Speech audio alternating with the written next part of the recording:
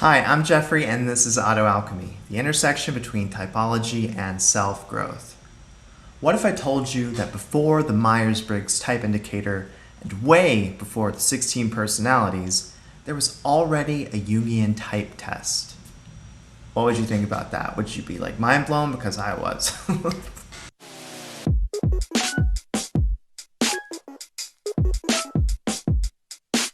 Welcome back to the channel. If you want early access to content like this, as well as other bonus goodies, don't forget to check out my Buy Me a Coffee page.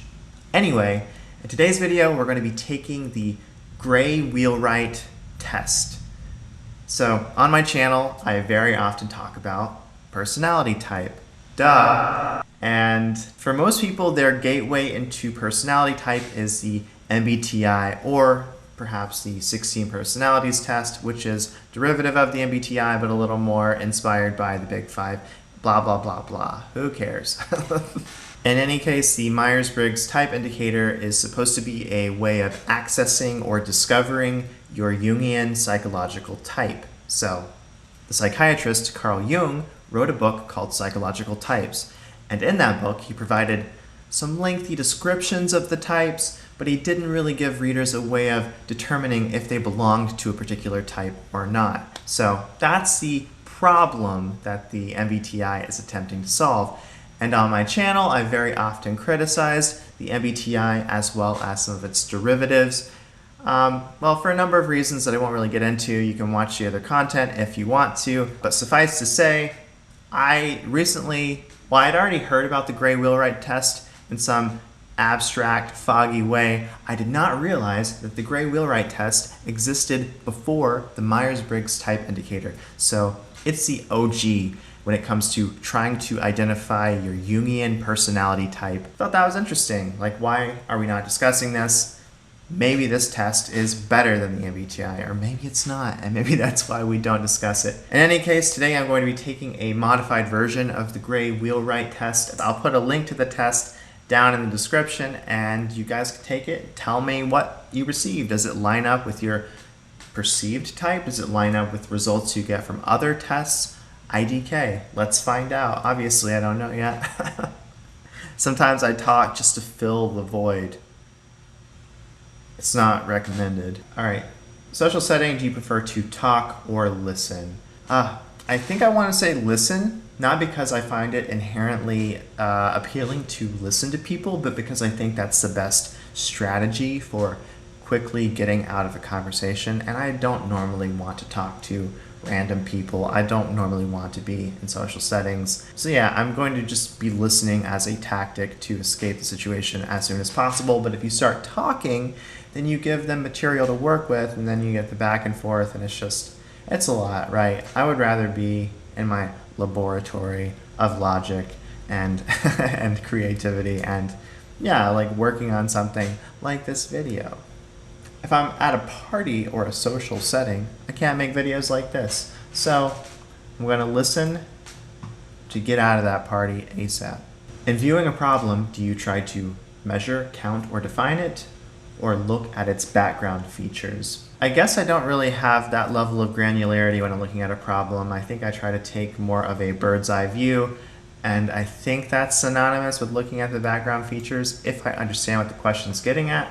Are you more interested in what someone does or why a person is motivated to do that? Yeah, I think I'm more interested in the motivation itself as opposed to the action. I think that if you understand the motivation, then you are better able to predict future actions.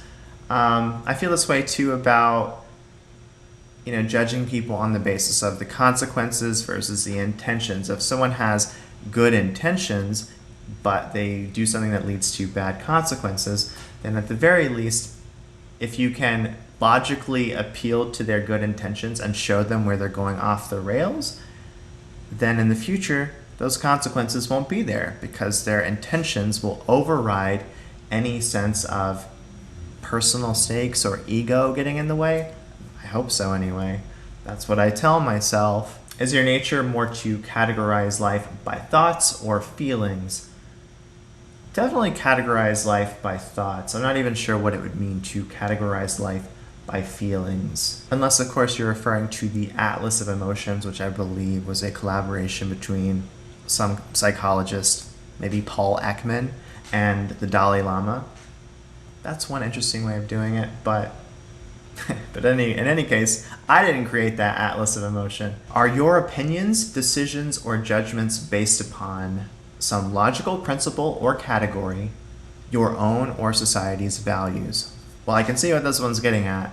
Obviously, it's getting at thinking versus feeling. I think in general, I try to abide by some logical principle. I don't know if I would always use the word principle because I feel like principles to me sound more like they're on the side of feeling or value, but in any case, we have the word logical here. I don't exactly like how the question's framed, but I will say that I would rather make my decisions on the basis of logical principles. I've got a lot of qualms about the language, but it wouldn't be very entertaining for me to dive into those. Are you usually on time or late? I'm usually on time these days, but only because I've been late so much in the past that I've had some really brutal interactions with former employers, for example, and I just felt so ashamed afterwards that I didn't think I could handle another instance like that. Every so often I'll end up late again when I don't really prepare, or if I try to rely upon a GPS that is leading me to a road that's been shut down for months. That happened recently. I was like riding in my car just screaming expletives. So that was fun. I'm on time, baby, which means I'm a judger. I'm trying to come out as an INFJ. That would be ideal, and then I can rebrand my channel, inject some new juice. I set up appointments at the last moment. I don't like to plan in advance very much at all. Granted, you've adapted your behavior to social settings. Is it your impulse to speak out or keep quiet? I think my natural impulse is actually to keep quiet. There's a great quote by the philosopher Wittgenstein, something along the lines of, "Whereof one cannot speak, one must remain silent." I feel like that's deeply true. I don't always abide by that principle, but I think it's deeply true. And I think in general, a lot of what people say happens to be noise, empty noise, signifying nothing. And so in that case, better to keep quiet than to say something foolish or to say something that has no real substance to it. Assuming your living was assured and you could take a job for enjoyment or to have something to do, would you take one that is more useful to yourself or others, or on the imaginative side? That's really tough because I want to do something that is both useful and imaginative. I want to do something that thinkerly gets the job done, and I want to do something that allows me to open up creative possibilities, to see the world a little bit differently, to throw off my anchor to reality. I guess I'd have to say that I slightly prefer the imaginative side of life. As much as I want to be useful, I think that I couldn't be useful if I wasn't being imaginative, but if I had the imagination, then I could perhaps build something useful on top of that. So that has to be the order of operations. Do you prefer pictures that portray things that are on the earth or in the sky? In the sky. I think the sky is beautiful. I really like the visual of like steampunk zeppelins floating through the air. I mean, I named my cat Icarus, so again, I like the imagery of flight. There's something about that deeply resonates within my psyche. In trying to understand a society or an individual, do you learn about their principles and laws, or myths and values?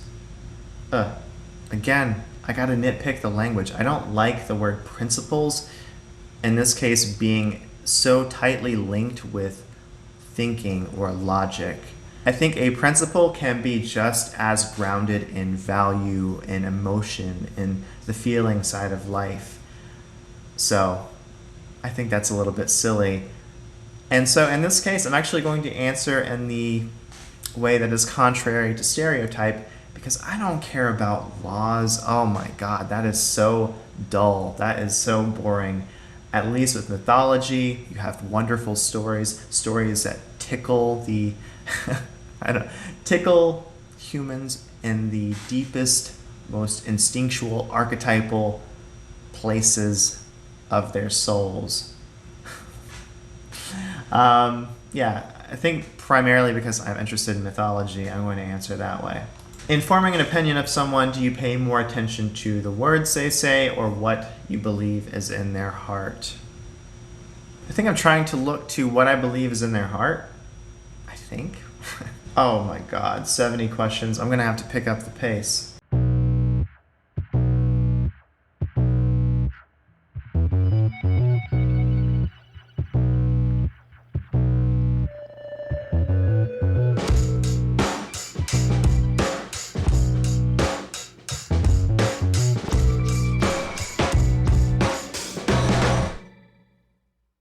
When picking a present for someone, do you seek something you think they want, you think will be a surprise?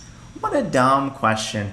I pick something that I think they aren't expecting to receive, that they probably would never guess that they're going to receive, but that they're going to want it. I want to anticipate their needs before they've even formulated their needs. I want to create a need as I'm giving them the item. Like, I didn't know that I needed this, but I definitely needed this. I'm done with the test, and it's time to take a look at my score. So all I can say is drum roll, please. All right, let's do it. Oh, snap. INTP. So I'm actually a little bit surprised by this. I thought that I would get the result of maybe INFJ or INFP. INTP is actually pretty close, especially with the way that I answered all those questions about enjoying socializing or not. I don't think that that's truly what introversion and extroversion in the Jungian sense is trying to get at, so I'm happy to just disregard that one. Thank you guys so much for tuning in. I hope you enjoyed the video. I hope that you guys have also taken the Gray-Wheelwright test. I'll put a link down in the description. Thank you so much for liking, commenting, and subscribing. I will catch you guys next time. Thanks again.